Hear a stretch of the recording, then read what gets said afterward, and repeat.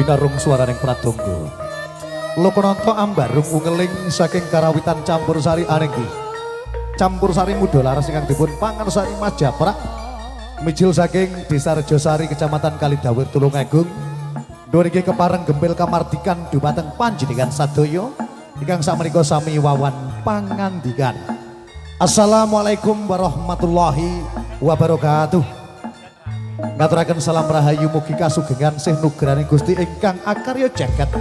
Gusti Allah Subhanahu wa taala tansah kajiwa kasarira dumateng panjenengan sadaya dalasan kula. Ingkang hangrasuk kapijasan sanes Islam ngaturaken salam Om Swastiastu, Namo Buddhaya, salam kebajikan. Bismillahirrahmanirrahim.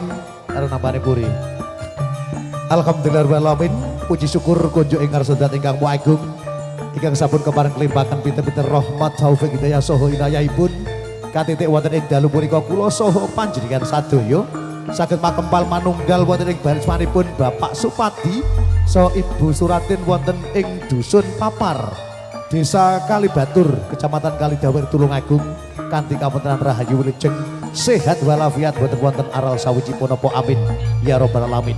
Sholawat salam mugi tansah kunjuk katur dumateng bagindo Rasulullah Muhammad sallallahu alaihi wasallam panjenenganipun ingkang sampun peparing suri tauladan dumateng kula panjenengan sadaya mligi umat agama Islam ingkang tansah kita tenggo-tenggo sapatipun wiwit ing donya ngantos ing yaumul akhir benjang amin Allahumma amin.